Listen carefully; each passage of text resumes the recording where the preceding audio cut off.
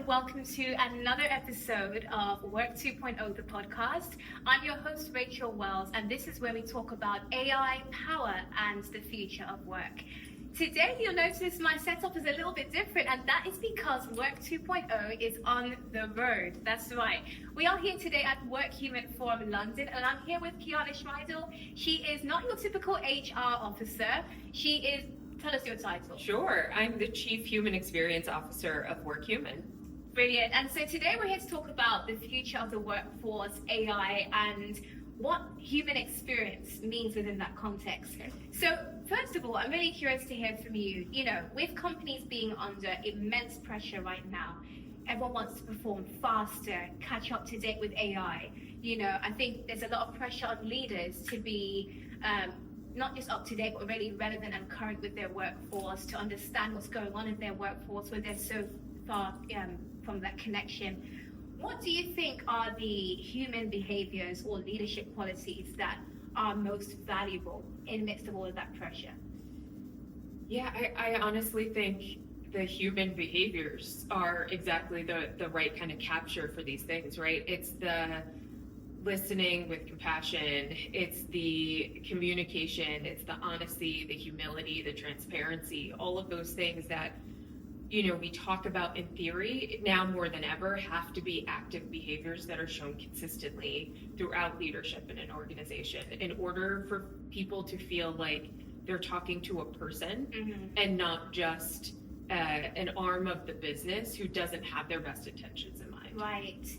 I feel like there's a lot of HR gets a bad rep in organizations. So I'm glad that you said that. People often say, you know, HR is not there to advance your interests, it's there to advance the company's interests. How do you approach it as a chief human experience officer? Well, I think, you know, part of me wanting to embrace the title of Chief Human Experience Officer is I think all of us have had those situations either earlier in our career or a situation where we felt like, I'm not sure that HR or my manager or whomever is listening to me with the intention of helping me to figure this out.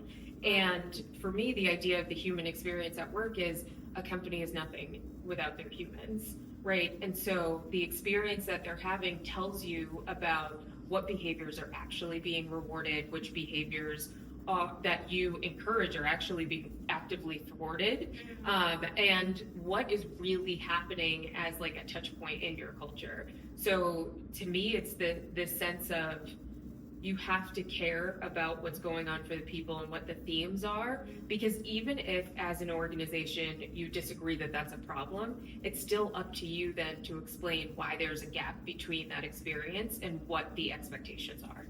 That's really interesting. So it's a matter of active listening. As a leader, we have to do a lot of that, not just what we think the workforce needs, but actually what is it that they're saying and responding to that need, and being willing to challenge our assumptions if what we think is different to the reality. When it comes to human experience, obviously this is your title at Workhuman. Do you see this as something that's evolving in other organizations as well?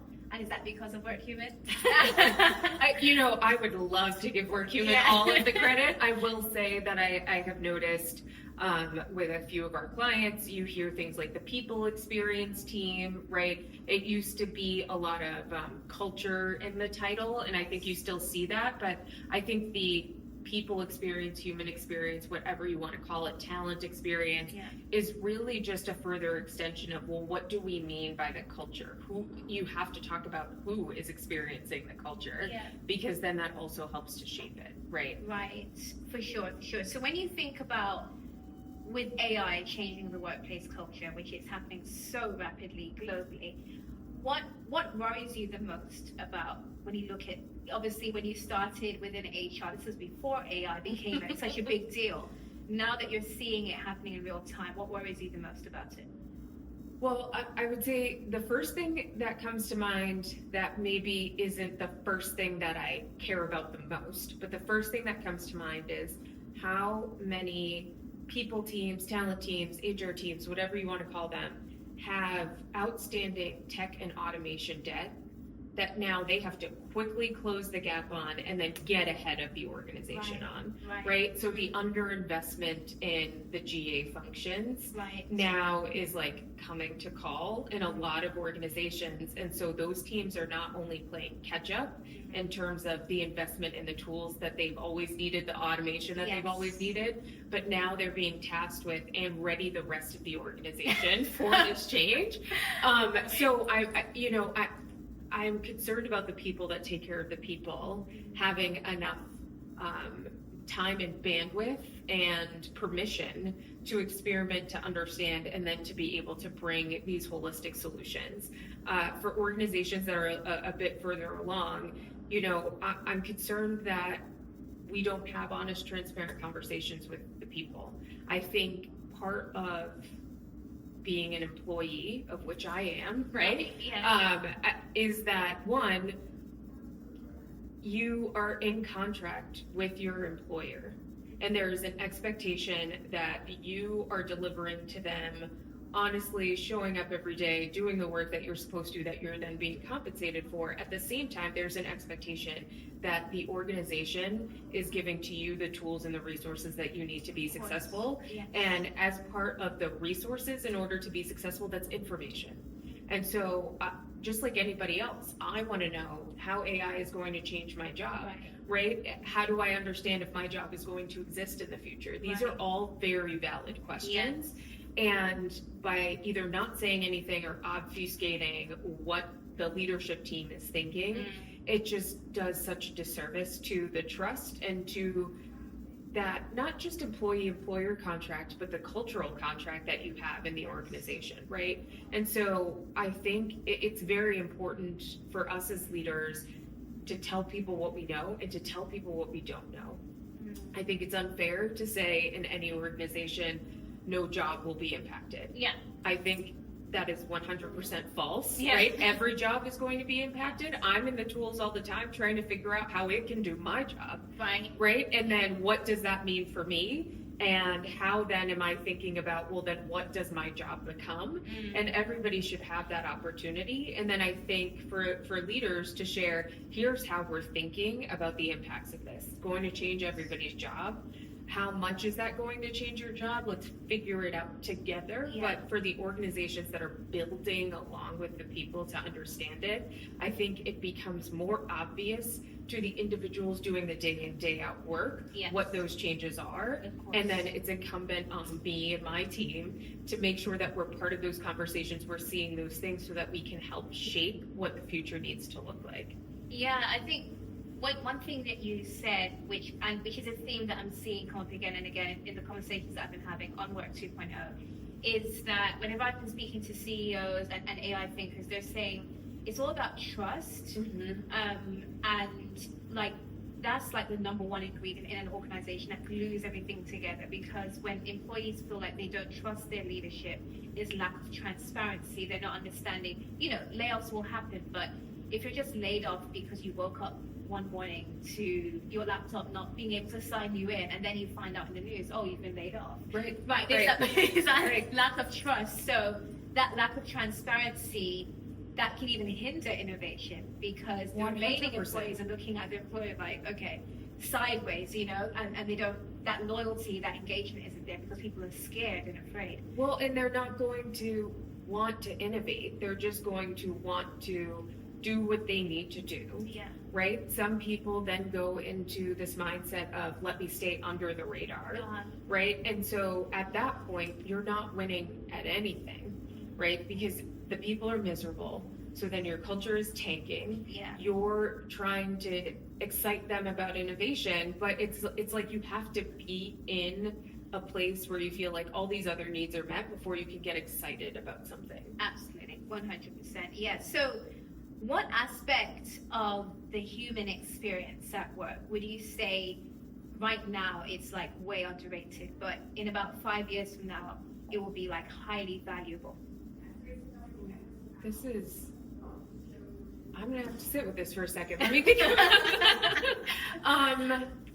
it.